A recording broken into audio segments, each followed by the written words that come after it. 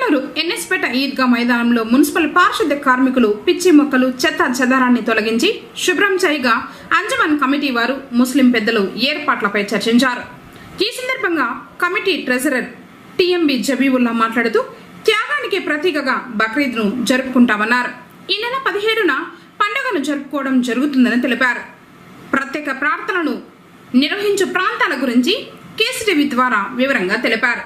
కార్యక్రమంలో అంజుమన్ కమిటీ ఉపాధ్యక్షులు జాఫర్ ఖాన్, ఇస్మాయిల్, సహాయ కార్యదర్శి అరీఫ్ హుసేన్, టీడీపీ నాయకులు సుహేల్ బాషా, సద్దాం, నూరుల్లా, షరీఫ్, తాజుద్దీన్, అబ్బాస్, రఫీక్ తదితరులు పాల్గొన్నారు.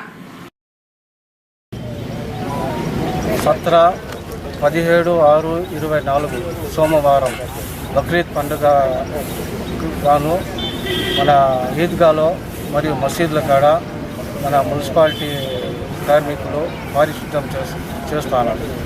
దీనికి గాను అంజుమన్ కమిటీ వారు మున్సిపాలిటీకి మరియు కార్మికులకి పోలీస్ సిబ్బందికి ప్రత్యేక ధన్యవాదాలు తెలుపుతున్నారు. నమాజ్ టైమింగ్లో ఫస్ట్ కొత్తపేట బిలాల్ మసీద్లో 6:15కి మరియు ఎంబీటీ రోడ్ మదీనా మసీద్లో 6:15 నమాజు మరియు పోస్ట్ ఆఫీస్ కాడ 7 గంటలకి అందరూ సమావేశమయ్యి ఈద్గాకి 7 గంటలకి బయలుదేరి 7:30 గంటలకి ఈద్గాలో నమాజు జరపబడును. మరియు ఎన్ఎస్పేట్ మసీదులో 8 గంటలకి మరియు రాంపల్లి ఈద్గాలో 8:30కి మరియు అల్కబీర్ ఈద్గాలో 9:15 నమాజు జరిపించేలాగా మన అంజుమన్ కమిటీ వారు మరియు మన ముత్వలీలు మన మత పెద్దలు గురువులు నిర్ణయించడం పడినది. ప్రతి ఒక్కరూ ఈ సమయానికి టైంకి నమాజు ప్రార్థన చేయాల్సిందిగా అంజుమన్ కమిటీ వారు మరియు ముత్వలీల నుంచి తెలియజేయడమైనది. ఈ పండుగ శుభాకాంక్షలకు మరియు ముందుగా కేసీటీవీ వాళ్ళకి కేసీటీవీ ద్వారా నుంచి తెలియజేయడమైనది.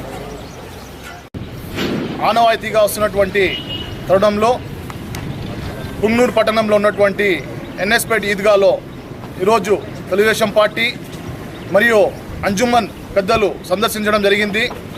అలాగే పుంగనూరు మున్సిపాలిటీ శానిటరీ ఇన్స్పెక్టర్ గారు, కమిషనర్ గారి ఆదేశాల మేరకు ఇక్కడికి వచ్చి సందర్శించి ప్రతి ఒక్క ఏర్పాట్ల పనులను వేగవంతం చేసి సానుకూలంగా సహకరించినందుకు ధన్యవాదాలు తెలియజేస్తూ, అలాగే మా పుంగనూరు నియోజకవర్గ తెలుగుదేశం పార్టీ నాయకులైనటువంటి చల్లాబాబు గారి ఆదేశాల మేరకు పోలీస్ డిపార్ట్మెంట్ కానివ్వండి, మున్సిపల్ అధికారులు కానివ్వండి, ప్రతి ఒక్కరూ సహకరించి దీన్ని సానుకూలంగా స్పందించినందుకు ప్రతి ఒక్కరికి ధన్యవాదాలు తెలియజేసుకుంటూ, అలాగే రానున్న రోజుల్లో కూడా ప్రతి ఒక్కరిని కలుపుకొని ప్రతి ఒక్క కార్యక్రమంలో ముందుండాలని కోరుకుంటూ, ఈ యొక్క కార్యక్రమాన్ని ఏదైతే పండుగ రోజు ఎలాంటి అవాంఛనీయ సంఘటనలు జరగకుండా ప్రతి ఒక్కరూ కలిసిమెలిసి ఎలాగైతే పండుగ జరుపుకుంటామో అలా జరుపుకోవాలని కోరుకుంటూ సెలవు తీసుకుంటాను.